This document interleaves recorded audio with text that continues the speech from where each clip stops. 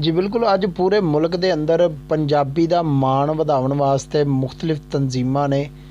मुख्तलिफ इलाकों च मुख्तलिफ शहरों च मुख्तलिफ गली महल्लों के अपनी अपनी रैली का एहतमाम किया, जिहदे विच अज फैसलाबाद जिला कौंसल चौक के अंदर हलकार बाबे जौग सुखनवर फाउंडेशन ते मुख्तलिफ तंजीमां के अहुदेदारां ने शिरकत की, जिहदे विच डॉक्टर हाजरा तबस्सम, डॉक्टर रियाज कादरी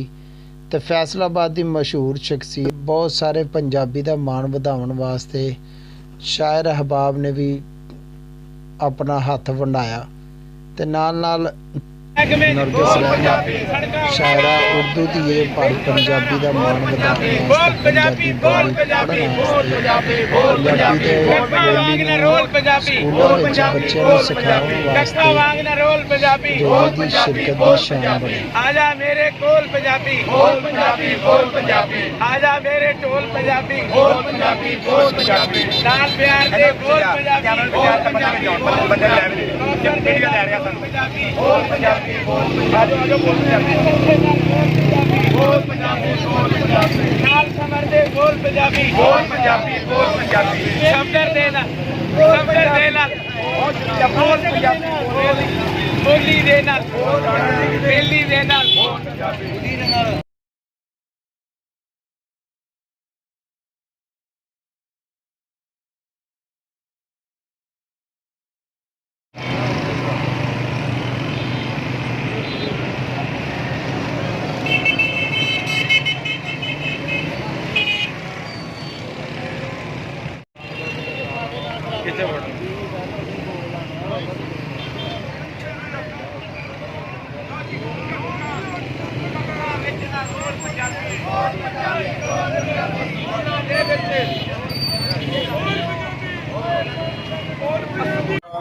मेरा नाम है थोड़ा लोड़े वाला फैसलाबाद वाले के नाम के नाम और वो जज्बे साढ़े बुजुर्गों के जिन्हों ने अपने पिंडों की उन्होंने नावां उस तहजीब को अपने नावां नाल अपनी जिंदगी का हिस्सा बनाया और उसकी सब तो बड़ी वजह यह सी कि असी ओन करने अपने इस कल्चर में, असी अपनी इस माँ बोली को ओन करने, क्योंकि जिन्हें कभी माँ की इज्जत नहीं की वो दुनिया की इज्जत नहीं पा सकती। क्या बात है। और ये साडी माँ बोली जुबान पंजाबी जी एक बड़ा अलमिया है कि साडे पंजाब के विच खत्म होती जा रही है। साडे बच्चे साडे एजुकेशनल सिस्टम जिहड़े ने असी पहले बचपन के जो स्कूल के पंजाबी सबजैक्ट होंदा सी और इसी तरह फारसी सबजैक्ट होंदा सी, फारसी की दूरी ने और ये मैं तो कहांगा कि शायद ये प्री प्लान सी कि फारसी को पहले साडे कोलों खोया गया और खोया इस वजह तो गया क्योंकि जिन्हें औलिया अल्लाह ने उन्होंने कलाम उन्होंने जो एड्रैस सी वो फारसी के विच सी, तसव्वुफ और इश्क का जो मिजाज है वो फारसी जुबान नजर आता है जिन्हें औलिया अल्लाह ने उन्होंने लिखा।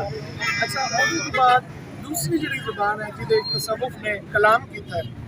बजुर्गों ने औलिया अल्लाह ने वो पंजाबी जुबान से